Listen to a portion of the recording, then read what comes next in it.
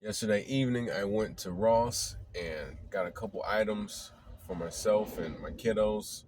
Found some scrunchies for my daughter, yada yada. But as I'm in there, I'm looking at the loss prevention guy.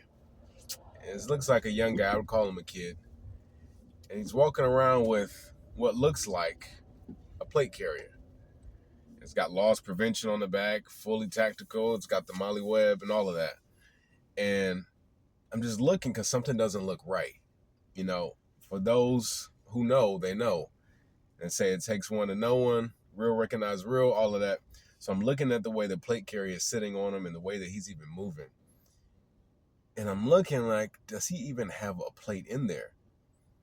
A plate inside of the plate carrier is what is supposed to be bullet resistant, right? And they're rated for sometimes just handguns, but up to rifle. But that is what really makes the plate carrier worth anything, is having the plates. And I'm looking, and this kid doesn't have any plates in there. And after I go through the line, I ask him, I go, will they not pay for plates? He goes, huh? Oh, this isn't a bulletproof vest. I'm like, yeah. Kind of like, kid, I know that's not a bulletproof vest. No. I'm very familiar is what I tell him. Like, but on there should be an opening on the inside for you to put plates in there. He's trying to tell me about the vest, still not discerning that I know more about it than he does. Oh, well, I've got this Velcro here and it comes up. I know. Do you not have a place in there for a plate? So, there's just mesh on the inside. So apparently, I'm thinking and I'm hoping he just was ignorant and didn't see that seam across the top. But apparently, they've got loss prevention or security professionals who will interact with high conflict personnel. I don't know what their post orders are in regards to interacting with thieves, and violent or aggressive people. But you got someone with the appearance of protection on and the appearance of authority, but they lack it completely. Because if shots were to occur into the vital organ area, they will go straight through that plate carrier. There is no use in wearing a plate carrier without plates. Take it off. The same thing applies to fruit. I'm going to segue into this. It's all about the fruit that person has. The fruit, what comes from that situation? What comes from doing X, Y, and Z? Many times we'll have people that get planted in the church and they're there for 10, 20, 30 years. And then they look at others when they move to other places, like, I don't understand you. Like, well, based upon the word, I don't understand if you're not a pastor and called to it, because very few of us are called to just sit that long. If you got fruit, why aren't you going out? You know, Jesus gave the commission for his disciples to go out and make disciples, not stay in the church and make a country club. He said, go out. And that has been the model from the beginning. Go out.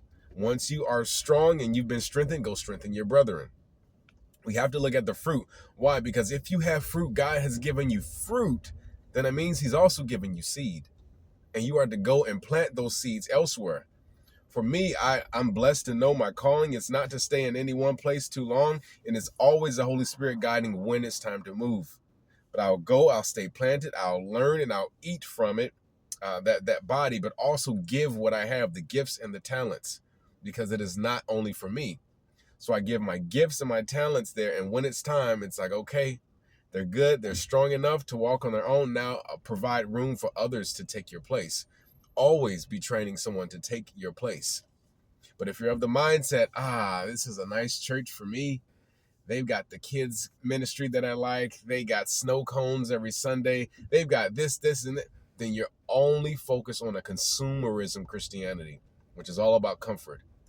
And remember, if the tree does not bear fruit, your God, the God of all creation, will take that branch off. He will take the whole tree down and cast it into the fire.